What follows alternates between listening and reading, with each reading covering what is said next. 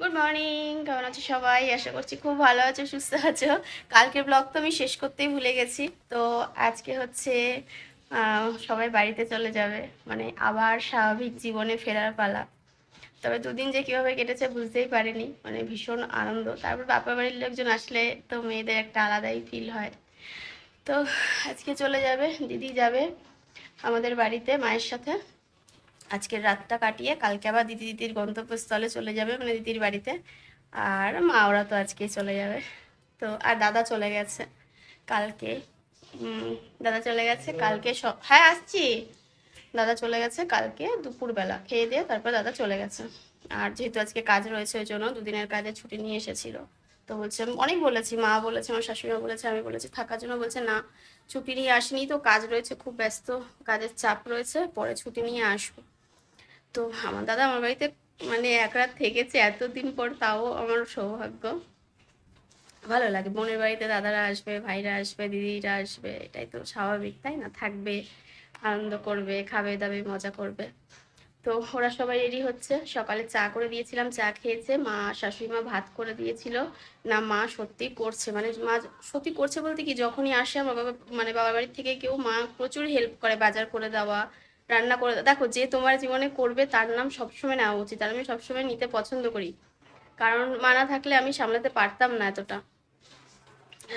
সকালে উঠে রান্না করে দিয়েছে ওদের, ডাল ভাত। কালকে সব মাছ মাংস খেয়েছে, আজকে বলছে ডাল ভাত ছাড়া কিচ্ছু খাবে না। আলু ভাতে ডাল ভাত খেয়ে এখন সব রেডি হচ্ছে, বাড়ি যাবে। আমা টাটা। টাটা তোর বাবালে। তুমি শোনো, তুমি মাসির সাথে ফোনে কথা বলবে তো? ওর মন খারাপ হয়ে গেছে রে। টাটা। টাটা দিয়ে এসো মাসিকে, টাটা দিয়ে টাটা টাটা টাটা টাটা। ওলে বাবালে, ওর ভালো লাগছে না, ওর মন খারাপ, ও যেতে চাইছে না। হ্যাঁ যাও, যাবো, গরমে ছুটি পড়লে যাবো। ওখানে নিচে ও জল, একটুখানি 2 মিনিট দাঁড়াও, আসছি।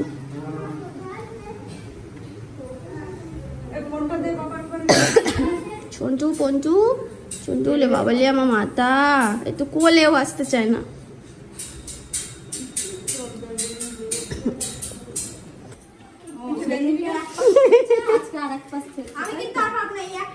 কি হয়েছে, ছিঁড়ে গেছে? যা, কার ব্যাগ ওটা? ও যা, হ্যাঁ ঠিক আছে। ওটা চান করাছিস? কি দিয়ে চান করালি তাহলে? মন খারাপ হয়ে যাবে। তাতা জমে গেছে তোমার? রুমাল আছে? আবার আসবা? হ্যাঁ ঠিক আছে, যাবো। না পয়সা দেবা না, যাও।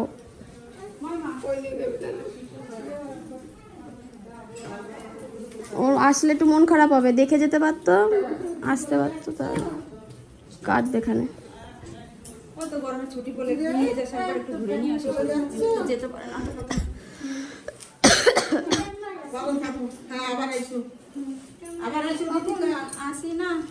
আবার তোমরা এসো,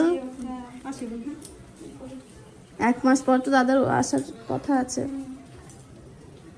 তোমরাও চলে আসবে সাথে করে, ঠিক আছে? ঠিক আছে, টাটা। ও সব ব্যস্ত। এই টোটো ওখানে দাঁড়া রয়েছে, চলে যাও। কি রোদ, চলো। দুদিনের আনন্দ, সবাই বাড়ি চলে গেল, আর আমার মন খারাপ শুরু। তো যাই হোক, কিছু করার নেই, সবাইকে তো সবার গন্তব্যে পৌঁছাতেই হবে। তো এখন মন খারাপগুলোকে না, মানে নিজের বশে আনতে পেরেছি। আগে মন খারাপ হলে খুব কষ্ট হতো, মানে কাঁদতাম, তবে আমার চোখের জল সবার সামনে খুব একটা পড়ে না, আর বেশিরভাগ আমার মায়ের সামনে তো পড়েই না।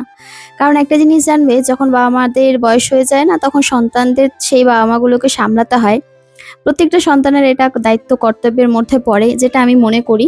সে শাশুড়ি মার ক্ষেত্রে বলো, শ্বশুরের ক্ষেত্রে বলো, বা বাবা মার ক্ষেত্রে বলো।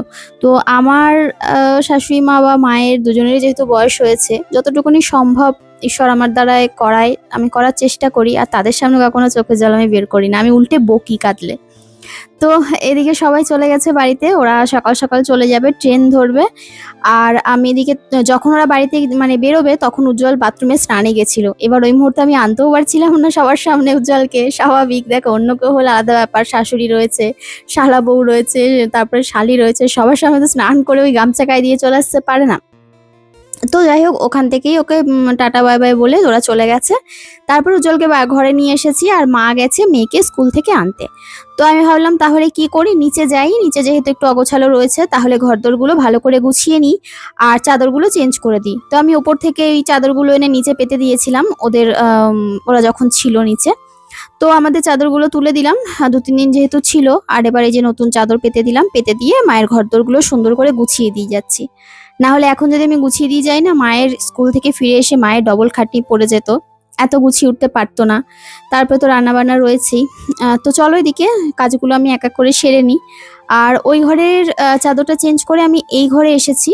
এই ঘরে এসে দেখছি এই ঘরে না চাদর খুঁজে পাচ্ছি না, মানে মা যে কোথায় চাদর রেখে গেছে। আর এই ঘরের আবার আরেকটা যে সমস্যা হয়েছে, খাট ভেঙে পড়েছে।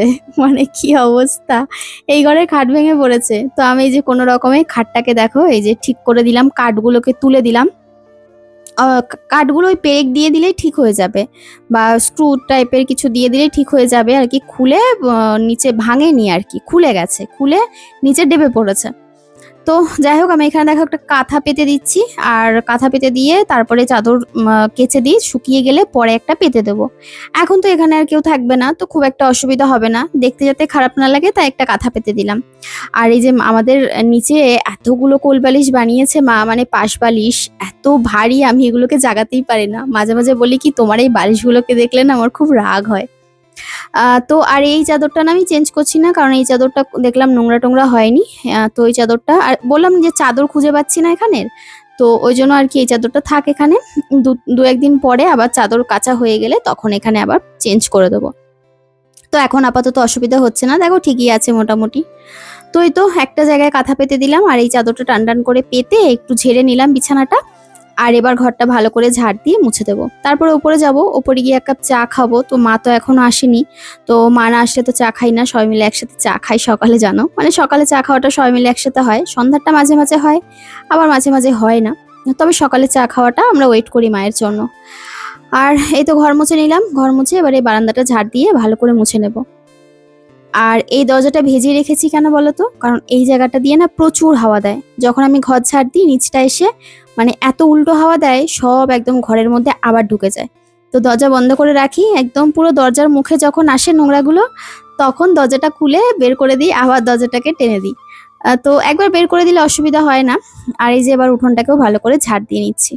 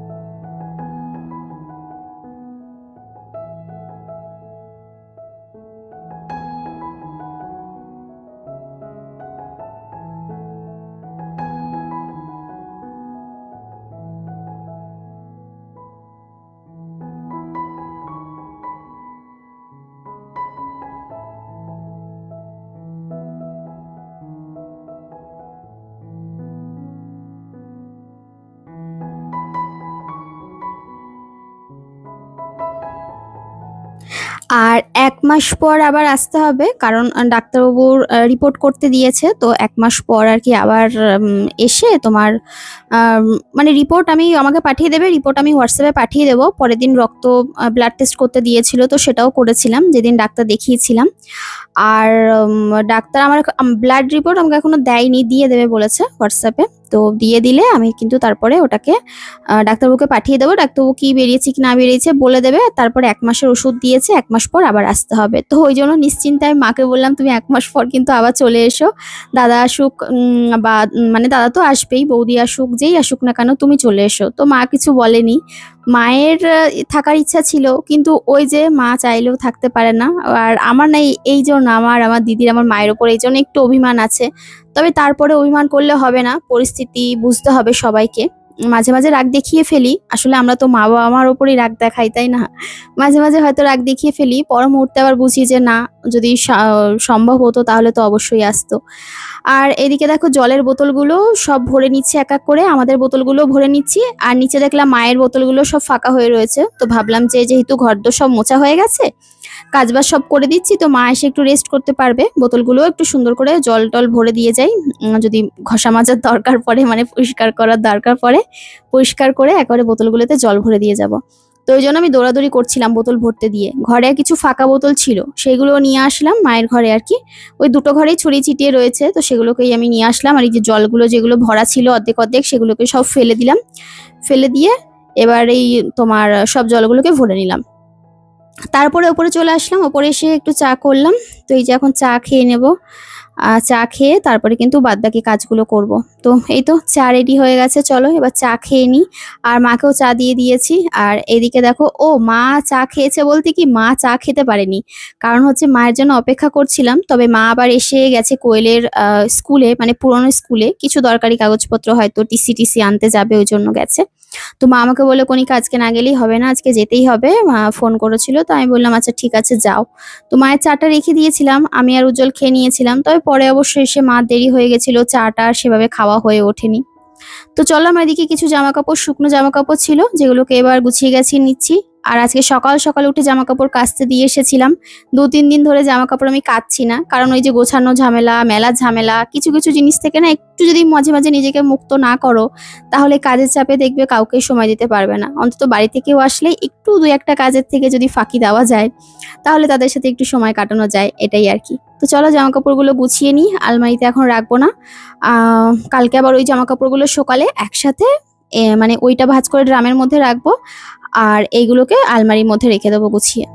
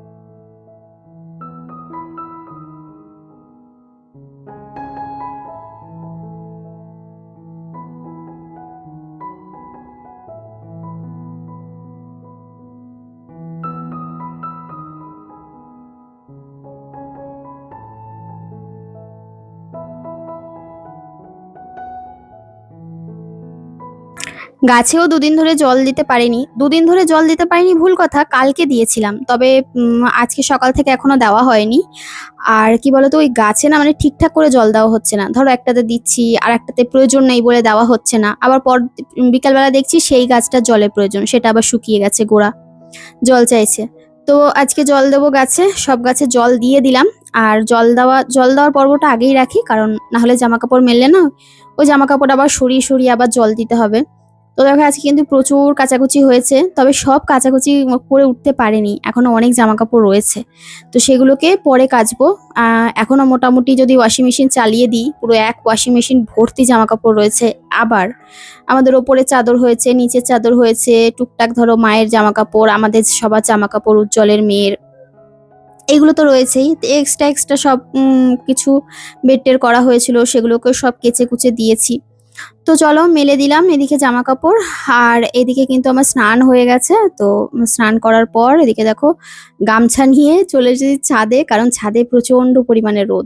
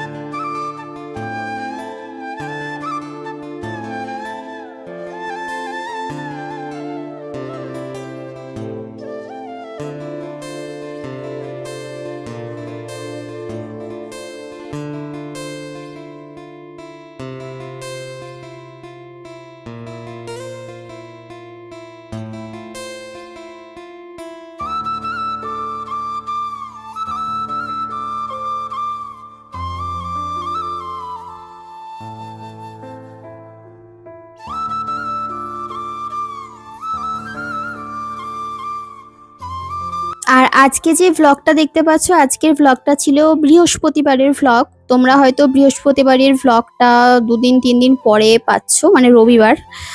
তো ওই যে তোমাদের বললাম যে 2 দিন আমি ছুটি নিয়েছিলাম, ভ্লগগুলো করে রাখছিলাম, যেহেতু সবাই এসেছে তাই যেটুকুনি সম্ভব ভ্লগ করে রাখার চেষ্টা। প্রথমে তো ভেবেছিলাম ভ্লগ করব না, 2-3 দিন ছুটি নেব। তারপরে ভাবলাম যে না, মুহূর্তগুলো ক্যাপচার করে রাখি, যেভাবে পারি এডিট করে 2-3 দিন পরে হলেও তোমাদের সাথে শেয়ার করব। তাহলে তোমরা ভিডিওগুলো দেখতে পারবে আর আমার ভিডিওগুলো পোস্ট করা হয়ে যাবে। তো এখানে দেখো পুজো দিয়ে দিচ্ছি, আর সকালবেলা ওদেরকে মেয়েকে স্কুল দিয়ে আসার পথে, না কালকে যখন বিকেলে বাজারে গেছিলাম তখন আমি মালা ফুল কিনে এনেছিলাম। কিছু কিছু জিনিস ভুল হয়ে যায় বলতে, কারণ যেদিনের জিনিস সেদিন ভয়েস না দিলে না পর মুহূর্তে ভুলে যাই, এমনিতেই তো সব ভুলও মোটামুটি ভুলেই যাই। আর ফুল এনেছিলাম, তো আমি না ভীষণ সুন্দর মালা পেয়েছিলাম, আমি না এনে আর থাকতে পারলাম না, নিয়ে এসেছিলাম। তো তোমাদেরকে পরে দেখাচ্ছি রাধারানীকে কি সুন্দর লাগছে, মানে সবাইকেই ভীষণ সুন্দর লাগছিল। আজকে পুরো আসনটা একদম ভরাট ছিল।